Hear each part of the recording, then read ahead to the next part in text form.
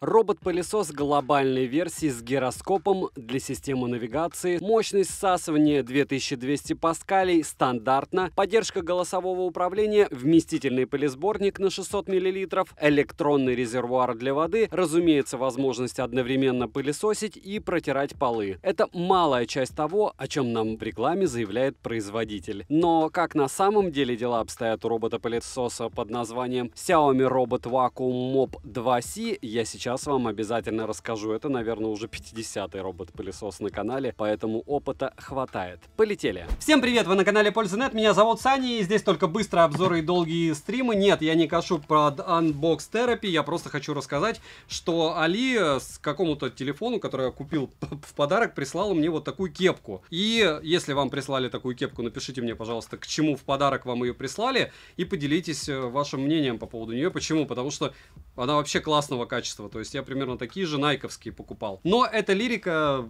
Пылесос. Сегодня мы будем обозревать пылесос довольно стандартный. Почему? Потому что у Xiaomi в последнее время на пылесосы довольно приличные скидки. 360, Mi, еще что-то. Xiaomi Robot Vacuum Mop 2C. И его особенность в том, что это прям Xiaomi. Это дешевый робот-пылесос, то есть это их лоукостовая линейка. Чего-то суперски крутого от него ждать смысла нет с одной стороны. С другой стороны, пылесосы сейчас плюс-минус одинаковые, если это Xiaomi-шные бренды. Единственная разница, это там в каком-нибудь лидаре будет и все. И может быть где-то как-то по использованию при протирке полов. Что здесь обещают? Даже читать не буду, потому что это все не особо важно. Будем смотреть по ходу. Первое, что обещают, то обещают. Разумеется, здесь есть у нас руководство пользователя на русском языке, что очень даже хорошо. Разумеется, здесь, очень даже приятно упакованная микрофибра, которая снимается довольно просто. Вот так вот. И надевается для протирки.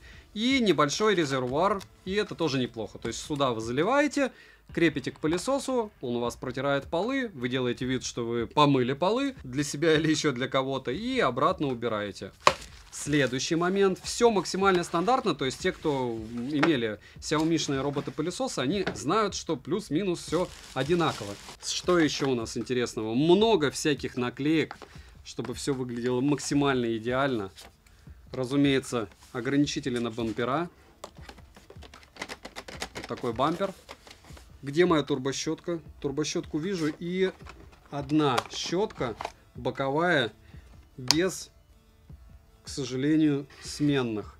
Ну, ладно, придется докупать на том же Али. Разумеется, здесь у нас есть док-станция. Тоже вся в пленке, только тоже вот с этими двумя торчащими контактами, что тоже максимально стандартно.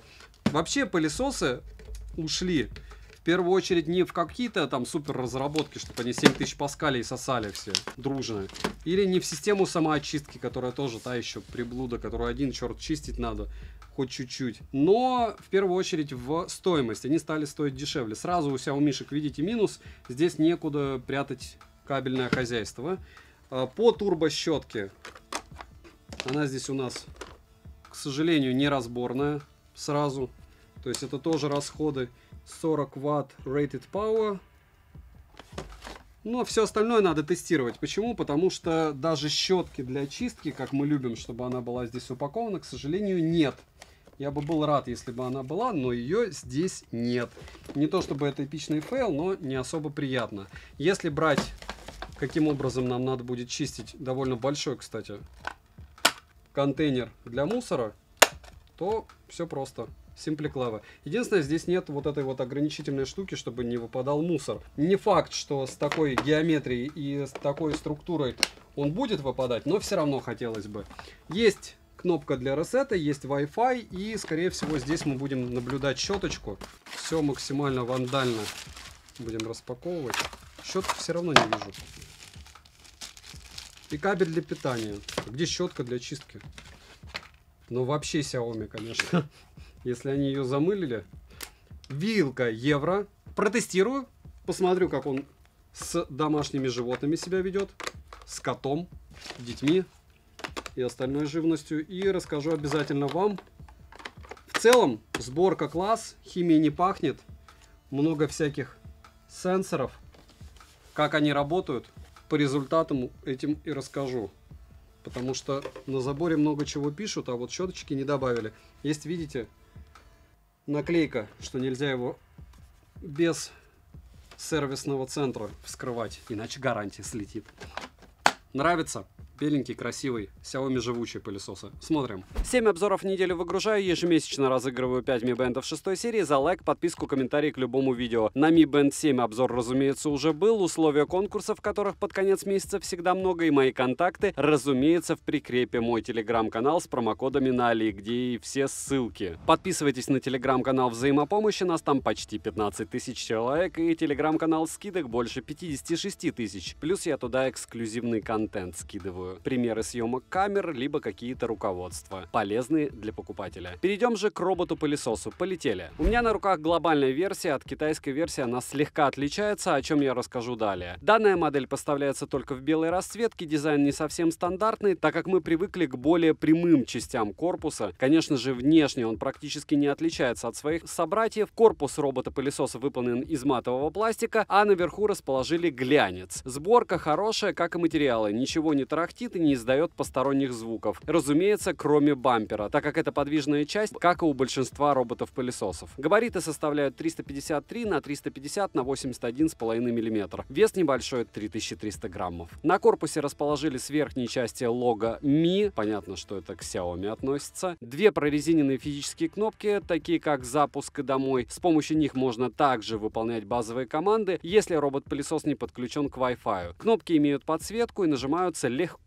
Также наверху расположили гироскоп, интеллектуальную систему навигации с углом обзора в 166 градусов, которая позволяет сканировать обстановку в доме со сбором 30 тысяч точек в секунду. Ко всему этому робот-пылесос оснащен 25 различными датчиками дополнительными. Далее на боковых частях стандартно находится отверстие для теплоотведения и бампер, у которого нет прорезиненной вставки для того, чтобы не повредить мебель при столкновении с ней. Так что это откровенный сразу минус. На дне 2C расположили два основных колеса и одно поворотное. Два контакта для зарядки, краткую информацию, одну боковую щетку. Место для крепления электронного резервуара для воды емкостью 200 мл, салфетка из микрофибры. В китайской версии 250 мл. Также есть подвижный подвес для максимального соприкосновения турбощетки к полу. И сама турбощетка. К слову, она обыкновенная и неразборная, к нашему сожалению. Так что волосы с нее удалять будет не очень удобно. Вдобавок, в комплекте нет щетки с лезвием для чистки. Что такое фейл? Неприятненький. Вроде бы мелочь, но приятно, когда есть в комплекте. Далее, внутри под крышкой мы имеем стандартную кнопку Reset для сброса, индикатор состояния Wi-Fi, контейнер для мусора емкостью в 600 мл с HEPA-фильтром, но без защиты от случайного выпадания мусора из него, и это такое не всегда удобное решение. Достается он легко, как и устанавливается. В комплекте с роботом-пылесосом больше ничего не идет, к примеру, запасной боковой щетки или одного HEPA-фильтра дополнительного здесь нет. Летим дальше. Мощность всасывания стандартный 2200 паскалей, но этого достаточно, чтобы держать пол в чистоте. Конечно, ковры ему дадутся сложно, но об этом мы поговорим слегка позже. В китайской версии 2700 паскалей, видите, себя они любят больше. 2C имеет 4 силы всасывания, 3 вида подачи воды для различных сценариев использования. Данный робот-пылесос оснащен алгоритмом WeSlam Plus с 4-ядерным процессором ARM Cortex-A7 с максимальной тактовой частотой в 1,8 ГГц. Ощущаете, мы уже гигагерцы в роботах-пылесосах рассматриваем. Разумеется, он может пылесосить и протирать одновременно. Напоминаю, что роботы-пылесосы не моют, только протирают. 2C может преодолевать препятствия высотой в 20 мм, что стандартно. Также из-за его высоты он спокойно убирается в прикроватных зонах и так далее. У меня, к слову, с этим проблем вообще не было. Далее, робот-пылесос поддерживает Wi-Fi 2,4 ГГц, что тоже стандартно, так как в этом случае связь с устройством стабильнее. Также он поддерживает Google Ассистента и Алексу. Док-станция небольшая, 130 на 126 на 93 мм. К сожалению, места для кабеля в ней не выделили. 2C автоматически возвращается на базу после завершения уборки. При низком заряде аккумулятора тоже возвращается. После подзарядки он возвращается в место, где закончил уборку и продолжает дальше убираться. Емкость аккумулятора 2500 мАч